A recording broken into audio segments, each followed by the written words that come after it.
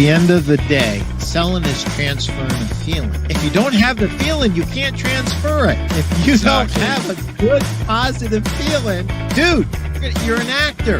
You have to sell and run your business from a place of positivity. And however you get there, God bless you.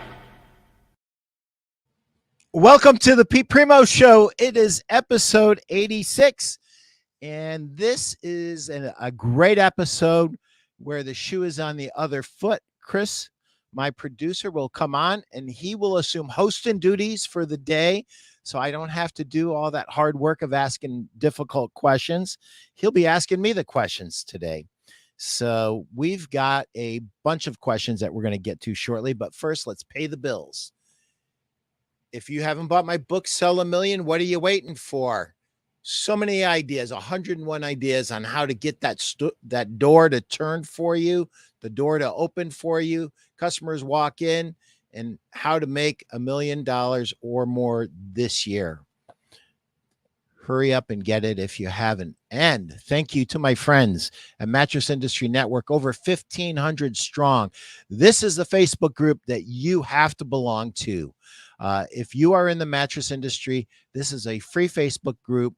And if you want to learn how to build your business, market, sell, succeed, and network in the mattress industry, this is a group for you. Tell them that Pete sent you. And thank you, Steve, for your sponsorship of the Pete Primeau Show. We appreciate it. Chris, come on in, and thank you so much for not only being the world's best producer, but also being a very, very gracious and great host. What you got for me today, brother? What you got? Pete, once again, it's an honor, sir. And yeah, we've gotten, I guess you put out the feelers and you say, hey, here's some questions. And we do have a bunch of questions that have come in, but this is a live show, right? So those that are watching, and we could see that there's people watching, certainly chime in. Let us know where you're joining us from. We want to do some shout outs like we always do on every show. But if you got any questions, and some of these questions, Pete, I have a feeling are going to spur some additional questions because a lot of them are related to what's happening right now in the industry, right? Yeah, almost every one of them. Every one of them is definitely timely. Hey, Guy, thank you so much.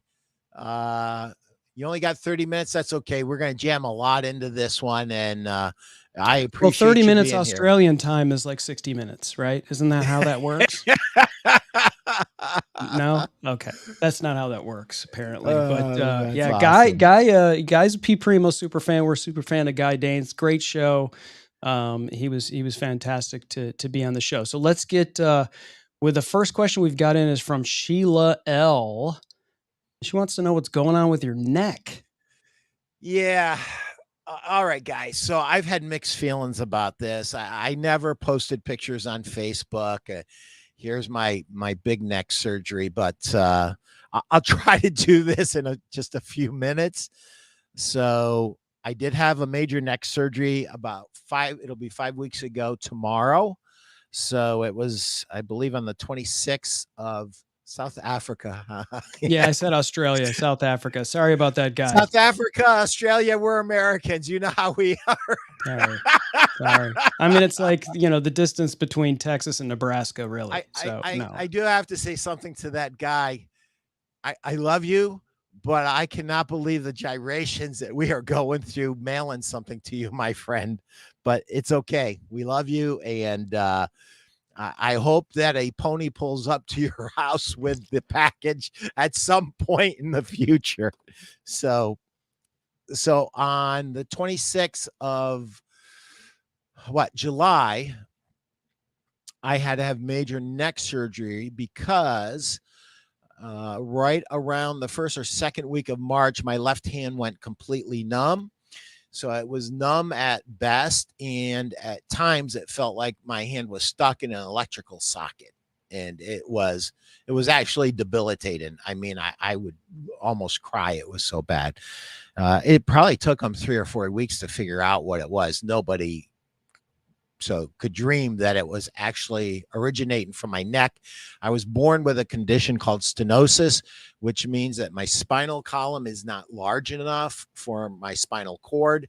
And when it rubs up against it, so what they had to do was open me up C3 through C7. I think Chris has a picture that he can show you right after surgery. They had to open up my neck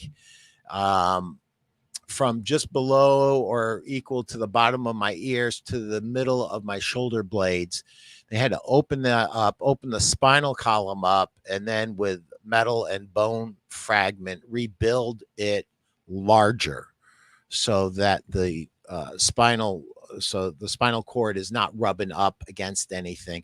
And I have to tell you, it was an unbelievable. I was so blessed.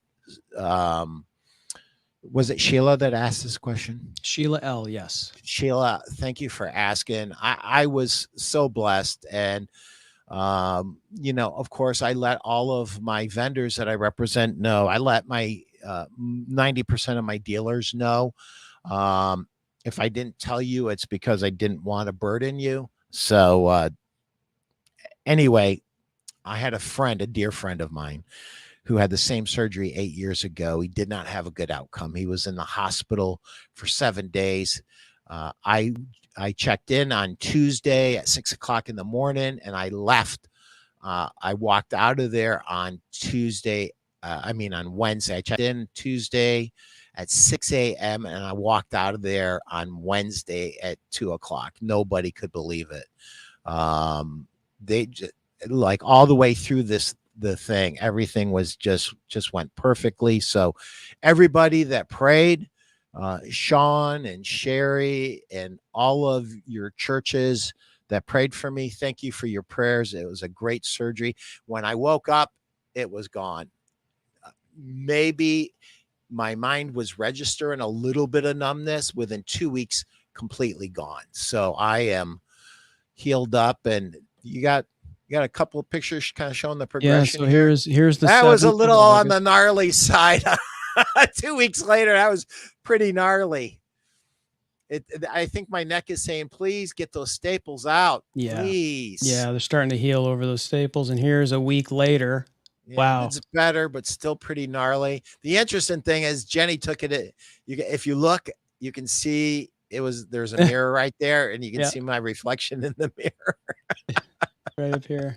If it wasn't scary enough to see me once, you had to see me twice in that picture. You know what's crazy is that it almost looks worse than it did like right after the surgery. Yeah, to me it did too. Yeah, that's pretty gnarly. Well, that's what happens when someone implants a chip into your back. God only knows how many chips, Chris. God only knows. And then here, this is a much better picture. So this is the answer to prayer picture, we'll call it. Yes. Yeah. So Sheila, thank you very, very much. I've had a very good result. I walked 8 miles on Saturday, walked 6.4 today, and been very, very lucky. Amazing. A great tattoo. Guy, that is better than any tattoo, man. I can go, I can swim, I don't have to.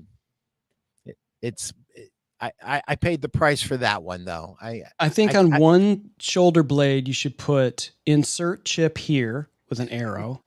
And then on the other one, say, thanks to college football. I don't know. Yeah. So here's the thing. It wasn't college football, and it wasn't. Now, I was trained to hit with my head in Pop Warner football. That probably didn't help things. But so just as an aside, and we'll get to the rest of the questions, one of the biggest disappointments in my life was the fact that I didn't make pro football.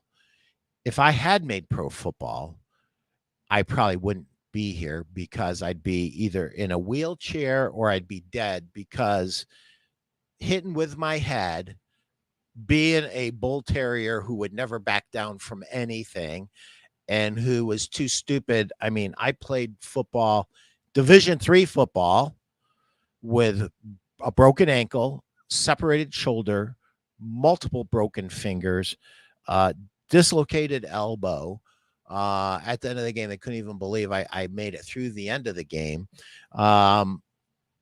You know, I had one injury after the other, and I played through it. So I would have pushed it, and I would have gotten hurt very bad because this thing in my neck, it would have given out. So thank God for unanswered prayers. As I was Garth gonna say, yeah, would it say. turns out like one of your greatest disappointments actually became a blessing. That Yeah, it because was a there's a lot of blessing. The yeah, a good lot of Lord. people that get stenosis, like the doctor says, you're done. Like you're absolutely done playing football, Oh right? yeah, You're not yeah, gonna go get in a car crash, 58 times a game.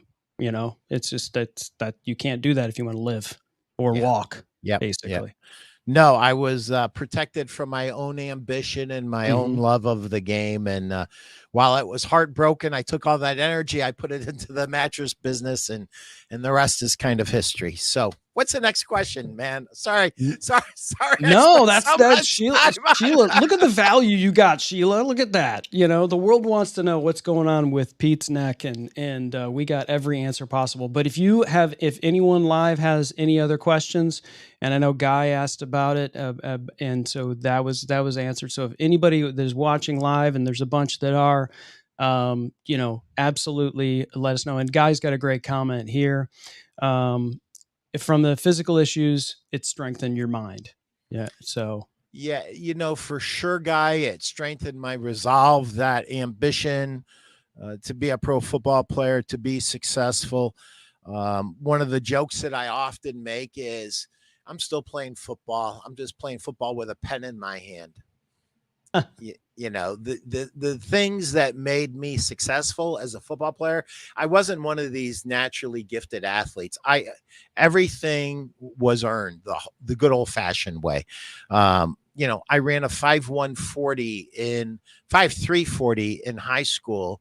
By the time I graduated college, because of doing Arizona speed drills, my senior year in high school all the way through college, because of Arizona speed drills, literally almost every day of my life, I got that down to a 4.5. So I was wow. a defensive tackle that ran a 4.5. I was faster than most running backs, and I was bench pressing 480 pounds unassisted, in college.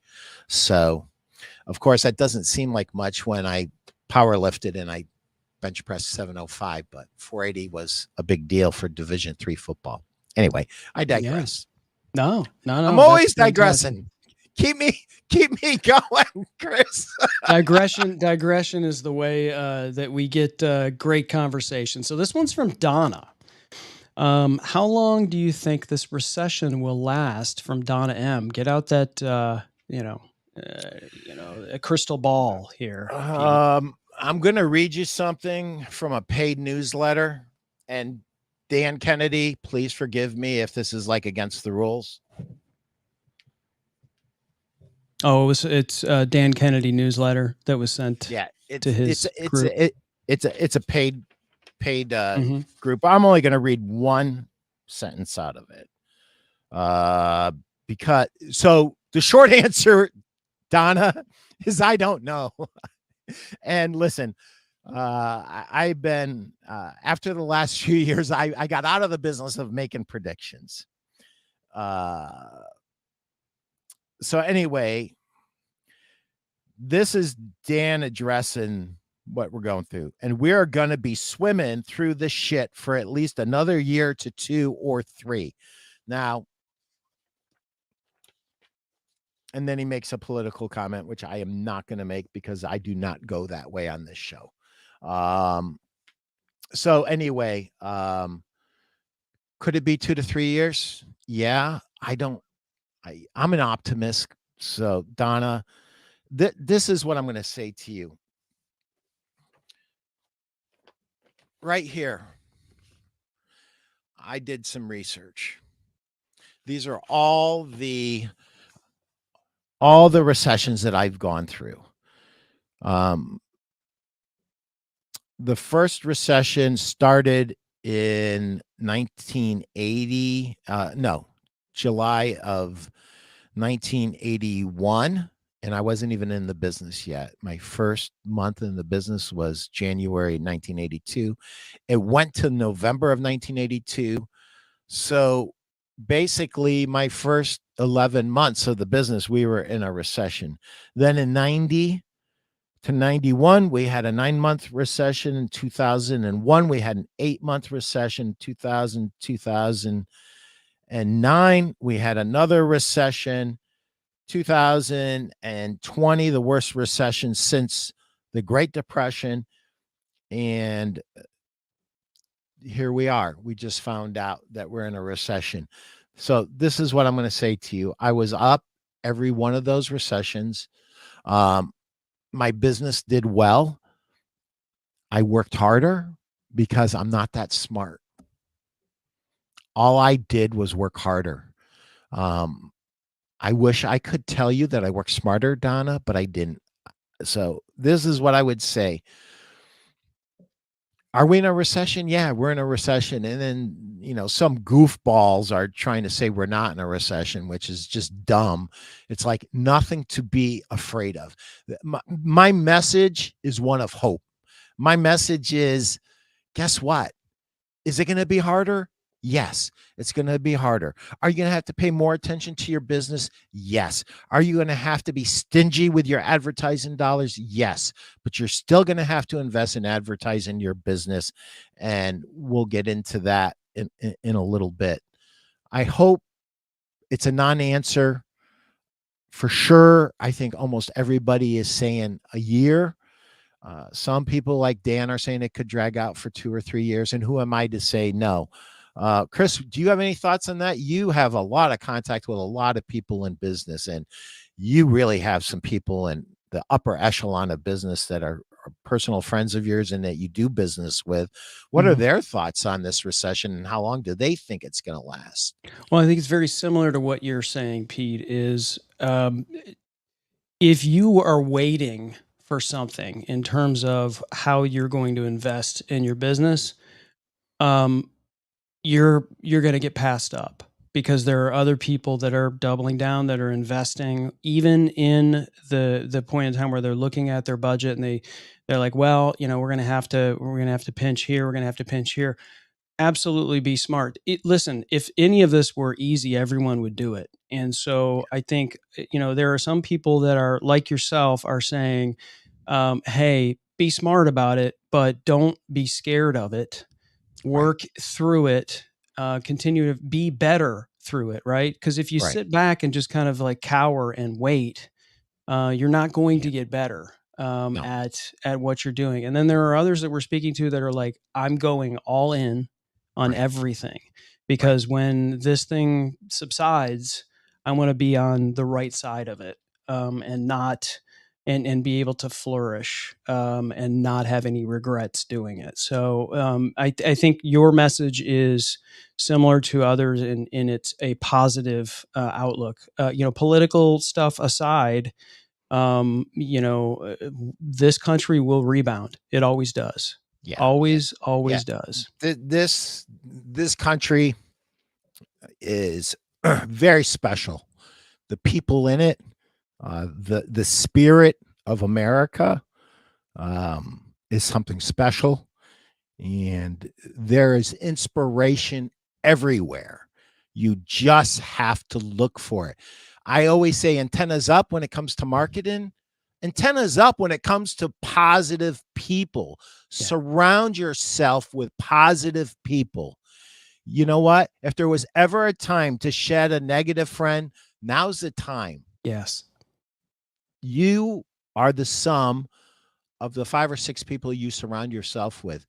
Be very meticulous about who you do business with, how you do business with them, and who you allow into your inner circle. If somebody is gonna rain on your parade, they shouldn't be involved in it anymore. Just cut it off. I know it sounds horrible, but at times we have to do that. What you Yeah. got next? What I Of I hope course. that Well, answered, Donna.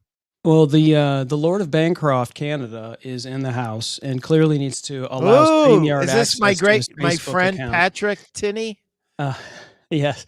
This is great to see you, Pete and Chris. My best, Pat Tinney, is in the house. Patrick, really quickly on Facebook, if you want, if we want to see your beautiful shining face, our favorite Canadian. I mean, besides like Geddy Lee and Alanis Morissette, he's third, so that's not bad. Top three, Pat. Top three. But if you go to streamyard.com/Facebook, that'll do the trick, and we could see your beautiful and shining face here. So Patrick here says the recession will last about 18 months tops. Look for the bottom, be patient, work hard. Uh, uh, I guess get ready to run hard. So yeah, I mean that's Yeah. great advice, and you're getting great advice from multiple best-selling author of many books. A bonus round, like just this is advice. You want to talk about someone who has had conversations and continues to have conversations with high-level people at businesses of all sorts, not just the mattress industry, not just the podcasting industry, of all kinds of industries. This guy's got his ear to the ground and his boots on the ground and having these conversations. So this Yeah, is great advice. let me unpack this just a little bit. For those of you who don't know who Patrick Tinney is, he is the best-selling author of Yes, negotiation book, Perpetual Hunger, a prospecting book, and a mindset book. And just the title is inspiring. And then, of course, Bonus Round, which is a history lesson in the advertising business.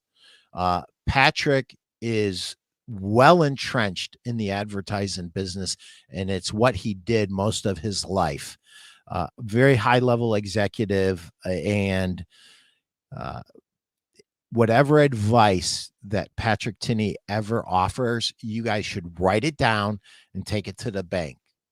If he says it's going to be 18 months, he's probably right on the money.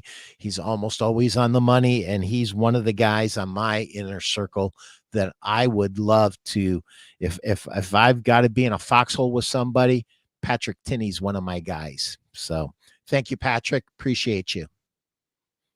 Great stuff. Great stuff. All right.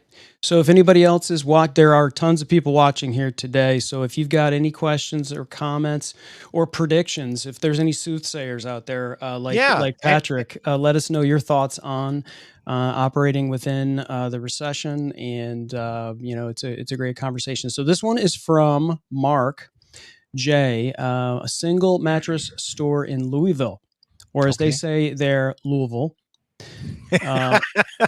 What do you recommend I do to survive this recession? Oh boy. Here we go. Nothing like a few softballs, right? Well, the reality is I spent an hour and a half on the phone with Keith. I don't know if Keith is watching now. And I believe Keith is in the Louisville area. And on Saturday, the girls were out doing something with Girl Scouts or something. And his store was slow, and I threw about 50 ideas at him in an hour and a half. And at the end of it, his head was spinning. So I don't want, who was this? Was this Mark? Did you say Mark J? Mark? Mark, I don't know the name of your store. If you're watching, jump in and tell me the name of your store. If you're not watching, that's okay. I'm going to walk you through something. Chris, I sent you a business cycle. It's a hand-drawn map of the business cycle. I sent it to you a few days ago. Okay, I'll work on pulling that up. So let me tell you what's wrong with this before he pulls it up. It doesn't, the search for your mattress store doesn't necessarily start with responding to an ad.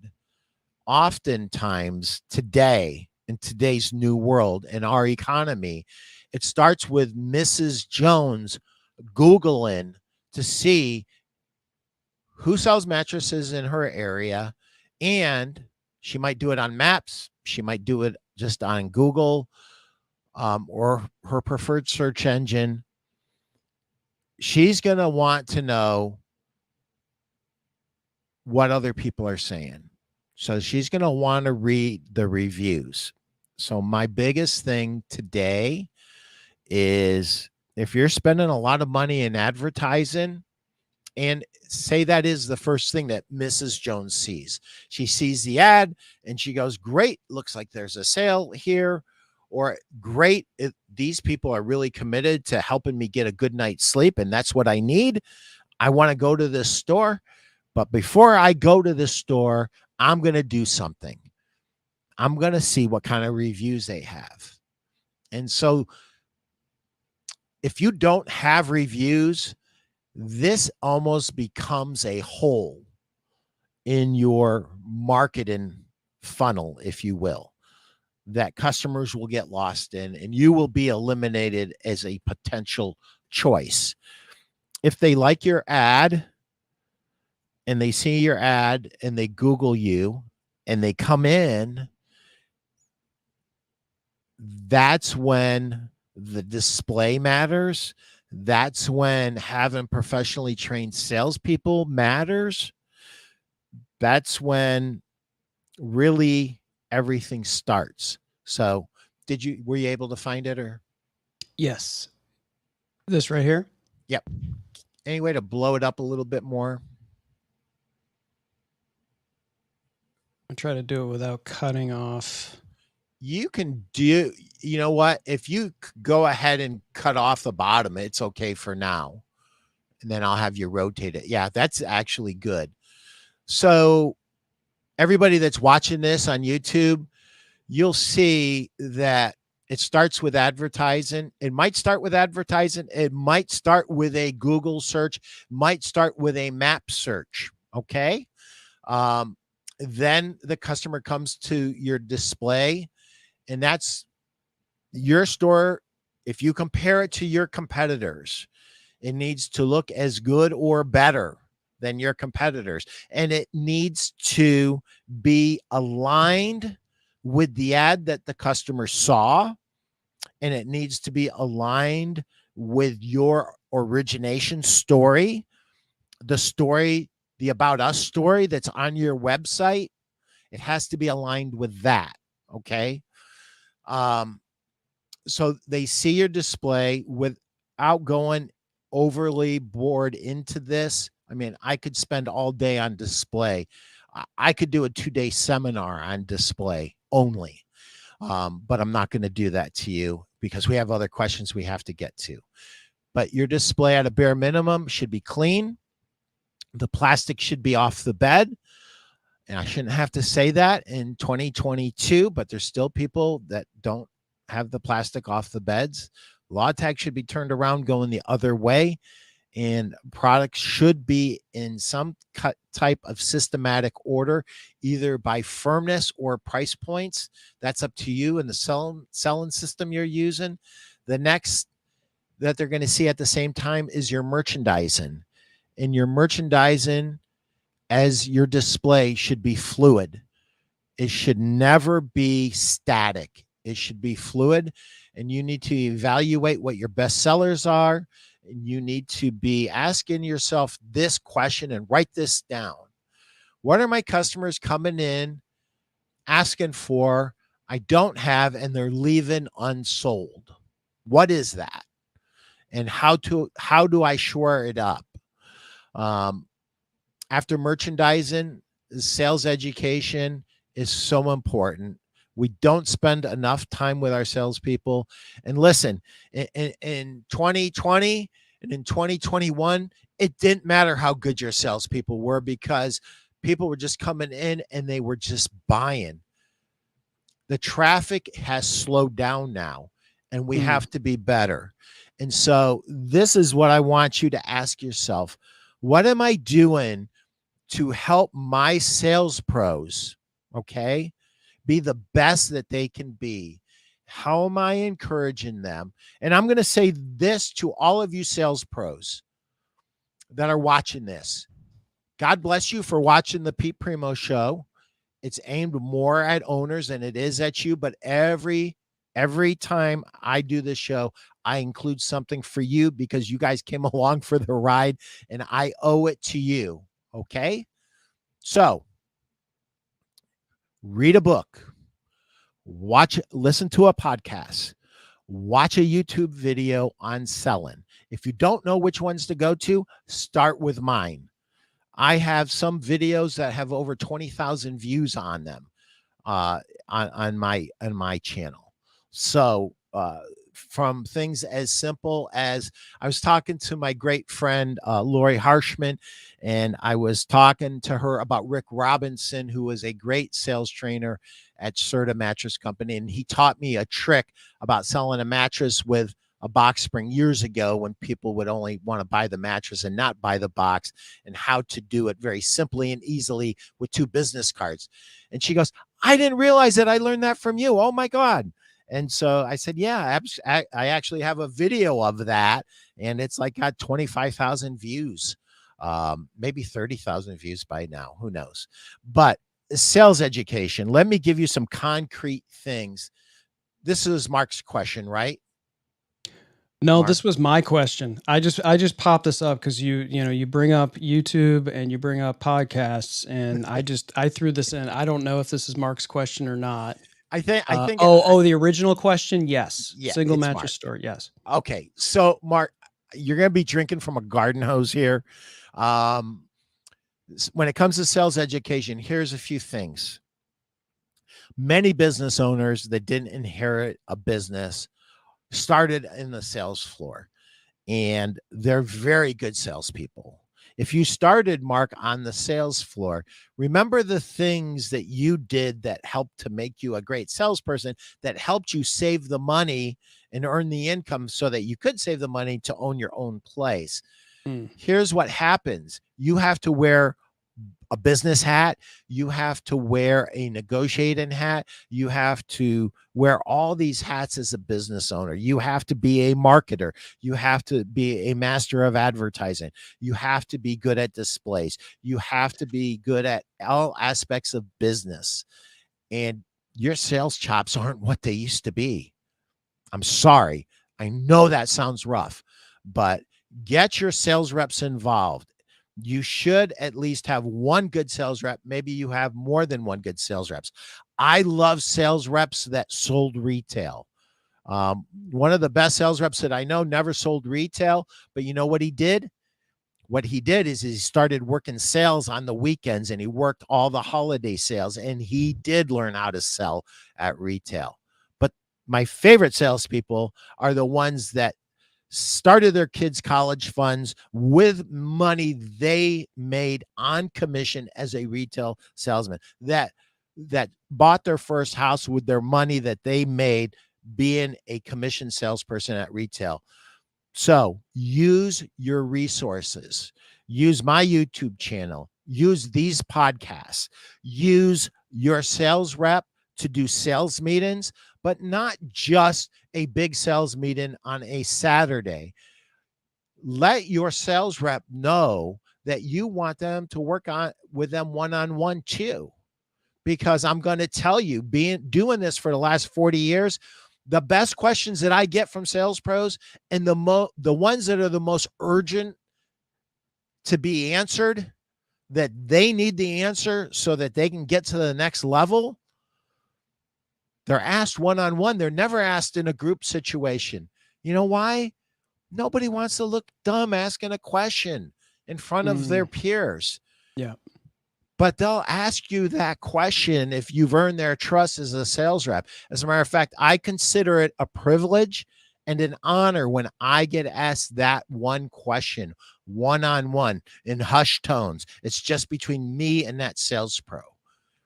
That's where we make a difference in a sales pro's life. So not only are you helping their sales education for the benefit of your store and for the benefit of your customers, you're doing it for their benefit so that they can have a good life and their family can have a good life. And trust me, a well-trained sales professional will give your customer the best experience that they can possibly get. And this next piece is inventory. And we used to gloss over it, except now almost every dealer I talk to almost every day tells me they have too much inventory. And when you have too much inventory, you often have a difficult time with your cash flow, and you have a difficult time buying new items that you need for your store or possibly sold orders. So managing your inventory becomes very important. After you make a sale with a customer, the last touch is your delivery people. Do not drop the ball here. And if you guys have questions about delivery, pick up the phone and call Jeff Janakovo or Ben McClure at Gardner's Mattress and More. They're absolutely the best, the best. Their delivery experience, their red carpet delivery experience that they do is incredible. And the next touch point is service. And this is one of my pet peeves. Mark, if you don't call all of your customers within a day or two of delivery, asking them how the delivery drivers did and how you're sleeping, how you're enjoying your bed, you're killing your business. You're just taking your business and you're stabbing it with a knife and you're killing your freaking business. Stop it. And don't tell me, Mark, that, well, what if they have a problem? What if they have a problem? There is not a business owner that I know that can't solve almost any problem. But guess what? If you don't know what the problem is, you can't solve it. Make that phone call a day after, 2 days after, 3 days after the delivery. Ask how we did, ask how they're enjoying it, and set up the next sale. And if we do all of those things right, we're going to have word of mouth advertising. And that's what we need. In tough times, you need word of mouth advertising more than you do in good times. So if you execute each point, that's what's going to happen. And the things on the outside, the online reviews will happen.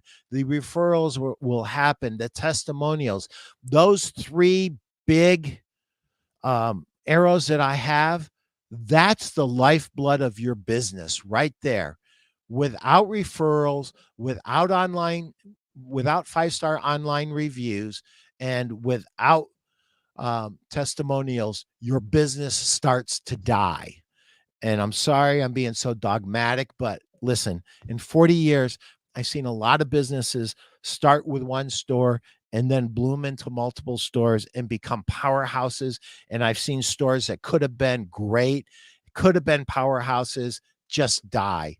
And most of the time, they didn't die because the owner's heart was in the wrong place. They died because the owner didn't know what to do. And so very specifically, Mark, when we're talking about what you need to do, you have to keep advertising. But I do not want anybody spending money herky-jerky in this economy right now. I want you to go guerrilla. I want you to do signs. I want you to do sign holders. I want you to print out a little simple why shop at your store and pass it out to all the local businesses and ask them, can I put these here? And I'll take your brochure and I'll pass it out to my customers. Start getting creative.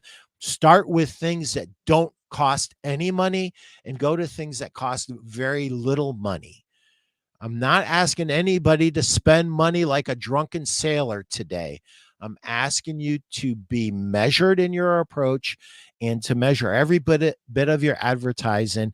Blindly committing to a large advertising campaign, it's not the right time for that. You've got to go a step at a time. And when you find something that works, then you start pouring money into that. And sorry if I'm getting amped up, but this No, this is is great. I wanted to underline one of the pieces here, and we've got a sure. couple of great comments here from Guy and Pat Tinney, and so I wanted to cover that. But you mentioned here sales education, and I wanted to open this up to those that are watching, listening. You're getting this on a replay. Um, and we've got Pat Tinney, we've got Guy Danes, we've got some real pros here that are on the show. And you mentioned sales education, you mentioned YouTube channels, and you mentioned podcasts. I think it would be great, maybe Pete, to hear from you, but also from those that are watching and listening, to just put in the chat, um, what are some podcasts that you do listen to that you feel like will help sales pros? And it could be something that may not necessarily be specific sales, but they're elements that are evergreen that would apply to sales. And also YouTube. So, are you going to a particular YouTube channel? It doesn't have to be Pete Primo's YouTube channel or the Pete Primeau Show podcast. You're clearly fans of that already, but you can't listen to just one voice, right? No, So there's absolutely other not. folks that you could listen to, that you could be educated on, that you can it doesn't matter, Pete, this is the other thing, it doesn't matter how old you are, because it doesn't matter if you are 22 years old or if you are 78 years old.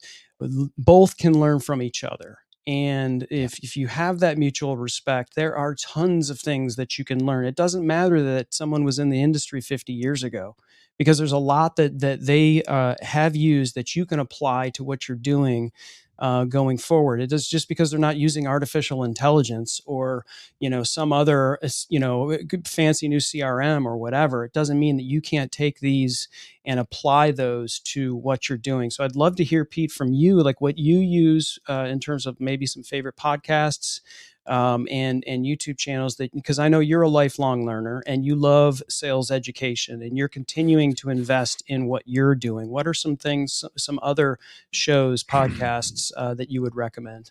So let me go into the confessional of just us here. And I have to tell you, I put on a brave face when COVID hit, but I was falling apart inside. I was dying a million deaths. And I see this thing on LinkedIn, live show, Sales After Dark. A guy by the name of Victor Antonio. Great name. I don't know who the hell this guy is, but I start listening to this guy and I'm going, this guy's the real deal. I mean, this guy gets it. He's been in the trenches. What he's telling us is the gospel. He did it on Tuesday, Thursday, and Sundays for almost a year, or just about a year. And Sales After Dark by Victor Antonio, I would say, helped get me through this. Mark Hunter, yeah. Is this Pat? Yes, this is Patrick. Yeah, I agree. Mark Hunter's book, A Mind for Sales. yeah, Mind for Sales. I wonder what I did with it. Oh, it's up. I cleaned up, but A Mind for Sales, must have book. Jeb Blunt. Oh my Lord, Jeb Blunt. I don't know where to begin with Jeb. This guy breathes books out. I mean, it's Jeb, incredible, just just his ability to and the quantity is just, he's so prolific, but the actual goods that are in each, I mean, there's so much value in every one of his books. yeah, It's incredible. Like when you look at the quantity of books he puts out, he authors, and you think, well, geez, this can't be all killer no filler, right? But it's incredible the value that he has in his so book. the very first book that I read by Jeb was People By You. Mm. And what a great book. And if you're new to sales, that's the must have. Start start your career off with People Buy You. If you understand that book, you've got a leg up and a head start on everybody else. And if you've made it this far without, read it, because what you're going to go is you're going to go, yep, yep, yep. Ooh, didn't think about that. Yep, yep, yep. Oh, hmm. I need to do that on purpose. I've been doing it on an accident, having a lot of success, but now I need to do it on purpose. So, yeah, Mark Hunter, Jeb Blunt, Jeb is so influential. Jeb asked me, he goes, Pete, he goes, thanks for going to the virtual outbound. He goes, but promise me you'll go next year. This is last year. And so I promised Jeb I would go. So I didn't just go. I bought a VIP ticket, There you go. and I will be. You can't depend on the airline, so I can only drive a certain amount of miles a day. So I'm going to slowly drive down, visit Oh, some of my friends in the industry, and I will be at Outbound. And let me tell you, any sales rep listening to this, if you want to sharpen your skills and or just get a boost, because the energy at this event is unlike anything you've ever been to. It is literally a rock concert for salespeople. Is that fair? oh, absolutely, absolutely. It's you know, these conferences are not just a way to get fed great information and to come back, because let's be honest, like like there's so much that you're overwhelmed, and quite frankly, like almost like, oh my god, like am I going to remember all of this? This is why having the replays is key, because you just can't take notes. But the networking, your ability to just to talk to these guys, because they're all approachable. They all hang. They all, you can go walk and talk to Anthony Iannarino and, be able to talk, to all of these folks. But another thing, Pete, I think here, just separate from Outbound, the other thing I like about what we're doing right now is sharing this information. Not everyone's voice is for everyone. You may not like some of these this great list that Patrick has put together, but you may not even recognize some names. I honestly don't know who Paul Watts is. But I I don't can know tell who you what I'm Paul going to Watts do. is, but I'm Yeah. gonna check it out, because Let's go Google him. Yeah. if Pat Tinney thinks he's worthwhile to Yes. put up on this list. So Jeb is awesome, amazing, as well as Mark. Dan Jordan is just an absolute fire plug and a ball of energy, and there will be no in between with Dan. You'll love him or you won't, but he's great, and I hope you check him out, and I hope you love him. Anthony Iannarino, let me tell you something. This guy, I want to meet him. He's so smart, he scares me. He's he's the only one out of the group that I haven't had on my show, because I'm scared to ask him to be on my show. I've had Victor on my show. I've had Jeb on my show. I've had Mark Hunter on the show. Dan Jordan's been on the show, Yeah. and Mike Weinberg has been on the show, right? Right. Right. But I am so intimidated by Oh, Anthony. he's great. He's a great guy. Absolutely approachable. Yeah, I can see what you're saying, because he He's has so an smart. It's incredible it, brain. it's Yes. it's scary. It really is. And but do you want to know something? I really enjoyed the last book that he wrote. Great book, and I have, where do I have it? Elite sales strategies. Yeah. Yeah, Elite Sales Strategies. Let me tell you something. I've listened to it twice, and I've read it once, and I'm finally getting his humor. It's very dry. And it's hilarious once you know. And some of the comments, but I have to tell you, some of the um some of the stories that he tells and some of the points that he makes are so on point. So we have another group of people that watch this show, and those are my sales rep friends. if you are a sales rep and you are a professional sales rep, there's two books that you need to get today. And that's one of them by Anthony Iannarino. And what was the name again? Elite Sales Strategies. Elite Sales Strategies. It's a great book. And then the other one is the Price Increase book by Jeb Blunt. That was incredible. And what he brought it home at the end, Chris, with this story about implementation and how you implement, and how you help your sales team implement as a sales manager. That was just extraordinary. Really, really good. So, Pat, thank you for that. That was awesome. Yeah, So we should probably catch up here on a few things Sure. that I want to make sure that we get to. Let's go here. Guy says we're all going into something or coming out of something. This is recession. Yeah. From the late Bill Gibson, my mentor from Canada, who moved to South Africa.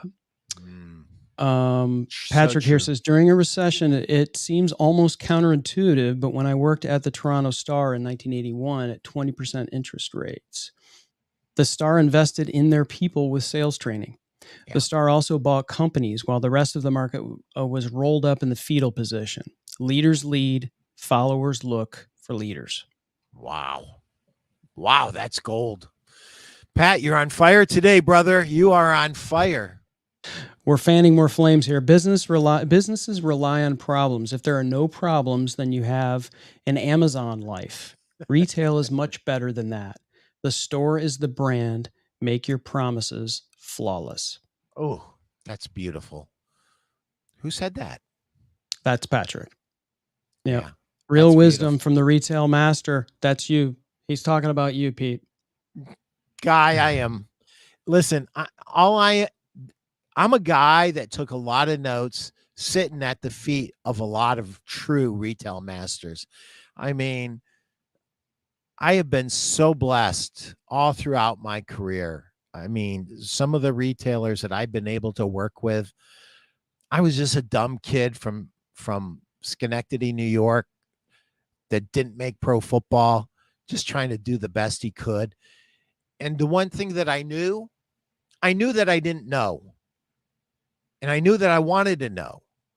And so I asked a lot of dumb questions, and a lot of really smart men and women who I respected helped to enlighten this guy you're calling a retail sales master. I'm just a student of the game, Guy. I am an absolute student. I love to listen. I love to learn, and I love to share that with other people to help them make more money.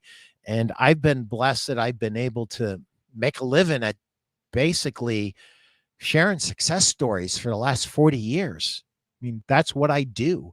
Yeah. I was talking to a mutual friend of ours, and we were going into some management challenges. One of the smartest guys that I know, and definitely 10 times smarter than me.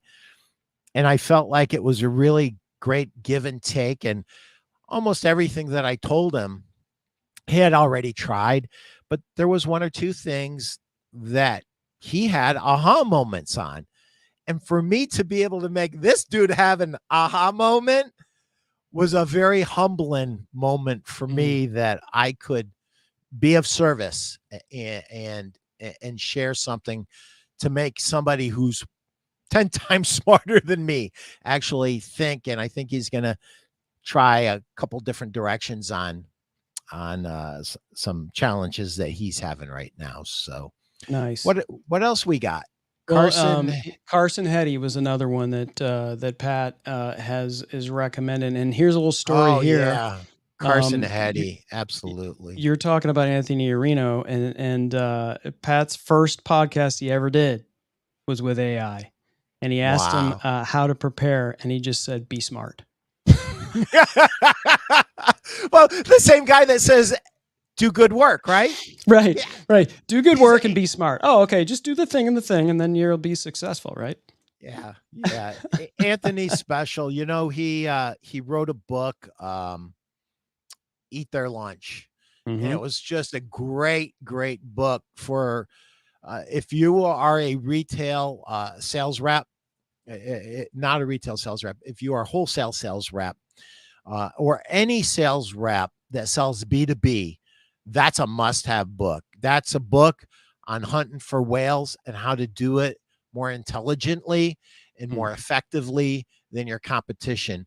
And, you know, the things that Anthony asks you to do, they're not easy. They're not easy. I think most people will reject it out of hand because when you start to process it in your mind, you realize I've got to get better. I've got to become more educated in my industry to be able to go to this level.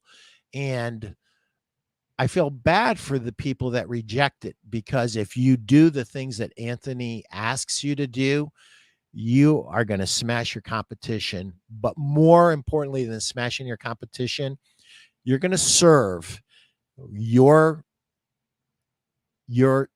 partners better than any other sales rep could ever, and you're going to help that business thrive. And so not only are you going to be making some money for yourself, but that entire organization is going to thrive because of what you brought to the party. And it's not easy. I will tell you, don't read Anthony's stuff if you want easy, but if you really want to be the best and you're a sales rep, just Google Anthony Iannarino. What's his show called? What's his website? Sales, The sales blog, the sales blog, the thesalesblog.com. Yep. sales blog, like the Ohio State. So that's No, how not you at all. Pete, no you realize I that's have I that have a stop button right here. If you that mention that that that again. that's how you can remember it. Looks like we got a stop button. Let's try one more if we can. Do Or we are want we to try done? some submitted questions? We do have some great comments here. I just want to touch on this really quickly, and then Let's go we can with get to a comments question. over questions, and I'll do that Okay. on another show. This is from Pat. If retailers treat their store like an ecosystem and measure everything, they will Yes. realize the connectivity of how customers think when they come to your furniture store for a story of why they need to invest in your offerings today and right now. Yes. That's gold. A That's gold. story of why they need to invest in your offerings. Yes. That's it. And the display has to convey that story to them as well. So you can't have Yeah. a crappy display without have a great story and a crappy display. It's disconnected. So what I'm asking all of my retail friends to do is to make these things go from one point to the other and be consistent so that in the customer's mind, what you're saying is this is the place to do business. You know, this salesperson, the way he or she approached me and their attitude was better than the last place. The display is better. The merchandising makes more sense. It's more logical. It's easier to understand why I should spend more money on better merchandise. And every point is better. If you're better than your competition on every point, guys and gals, you're going to win. And that's my message to you today. You got to execute each point better than your competition. Hey, Guy, good vibes to you too, brother. Thank you. Thanks for all Guy you also do. says you've given him new insights at his young age of 65, and thanks thank us. you. Thanks Thank you. All right, so here we go. From Mary, I'm having a hard time meeting my minimums. I have 2 sleep shops and carry 5 different lines of mattresses. What should I do? Oh, wow. That's a great question. And it's something that a lot of retailers.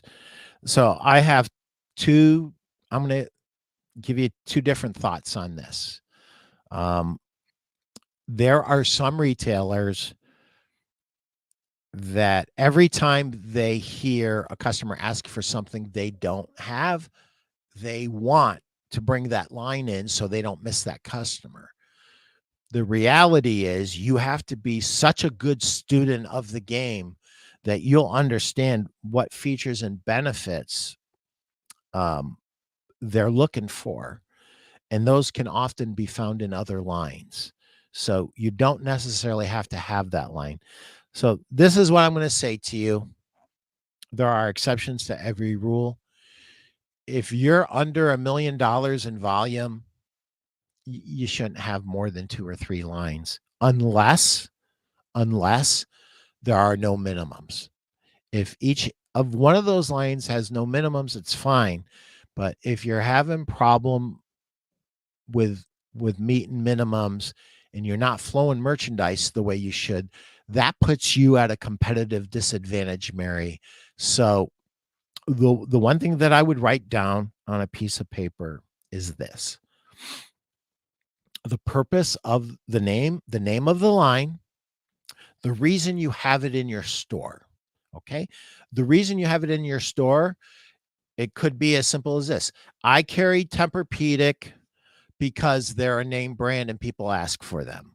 And that helps me to build credibility and authority in the marketplace. That could be a reason.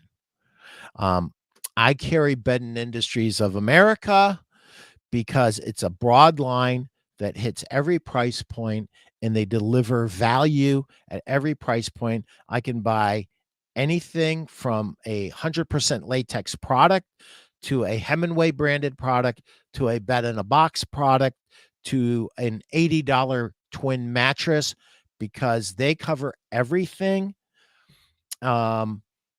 Another reason would be I make huge margin on this line. Okay. So write that down. But the most important thing that I'm going to ask you is I want the volume. So here it is. I should have Pete Primeau at peteprimeau.com, but I don't. It's Pete Primeau at ameritech.net. Send me an email with your lines with that homework done. If you're willing to disclose it, I understand it, and I will keep it between us, and I will help you work through that.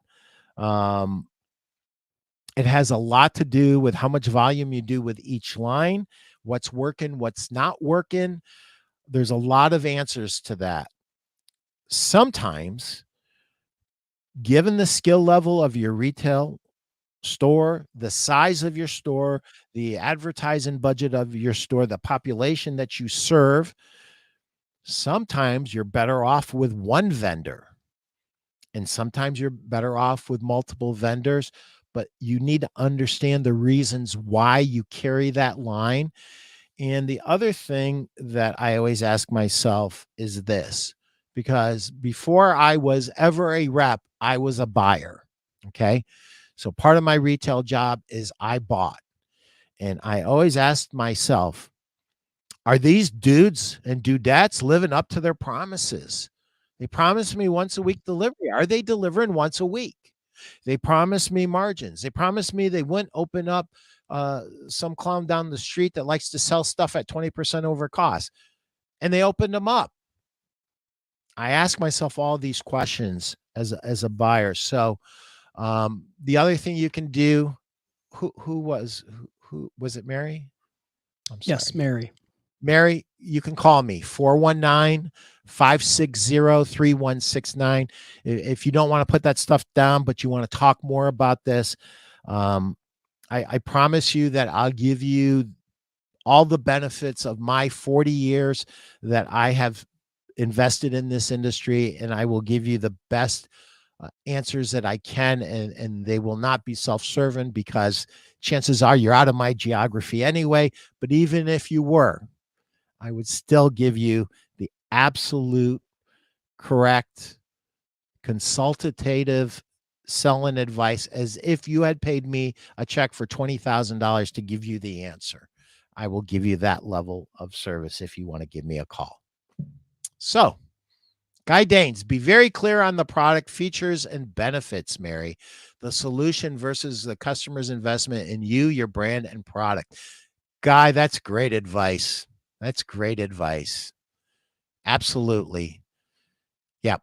One quick thing that walked through my head. This is for you retail sales pros that work on the floor. You answer the phone. They ask for XYZ product. You tell them no, you don't carry it, and you hang up. Wrong. Don't do that. Stop doing it. You're killing yourself. This is what you say. Oh, XYZ product? I'm very familiar with that product. And it's your business to be familiar with that product. So you're not lying. I'm very familiar with that product. Can you tell me what you really like the best about that product? And get them talking. Because even if you don't have that product, uh, let's say they asked for Serta and you have Restonic. And Restonic has a marvelous middle, and Serta in the Perfect Sleeper has a story about how there's more support in the middle. But you also have that with Eastman House. You also have that with Eclipse. You have the spinal zone. So sometimes features and benefits that a customer with their limited knowledge think is an exclusive is accomplished by very similar features, same exact benefit with other lines and maybe lines that you carry. So never toss that phone up away too quickly. Ask them what they liked about it, and you'll cash more of those calls than you've ever cashed before. I think we got to wrap this up, brother. Jam-packed, value-packed episode, Pete. This has been awesome. Thanks for this. I got a ton of stuff out of this. Is one of those ones where I'm going to have to transcribe it and go watch it again. So there was lots of great, and thanks to Pat Tenney, Guy Danes for adding even more chock full of sales value right here. Yeah, there was some PhD level answers from Guy and from Patrick, which I expect from both of them. So, and thank you for your insights, Pat, Chris, because you have such an amazing network at this point, and deal with some of the best in the industry, and it's you know, you absorb things on accident sometimes, and of course I'm sure you absorb plenty on purpose, but thank you for your feedback. We kind of reversed roles a couple times. I started asking you the question. It's called chemistry, my friend. It's called chemistry. So yeah, it's been an honor, Pete, as always. And yeah, man, looking forward to applying some of these things, this graphic that you've got, and for word of mouth advertising, there's a lot. That applies to the mattress industry very specifically, but these are elements that any industry, needs to apply. Whether you're retail or digital, there's ways. Just because something says display doesn't mean that it's a POP thing at the counter. It doesn't mean that it's when someone says merchandising. I mean, this applies to digital as well as physical retail. So some great stuff. So thanks as always for the education, my friend. No, thank you. Have a great day.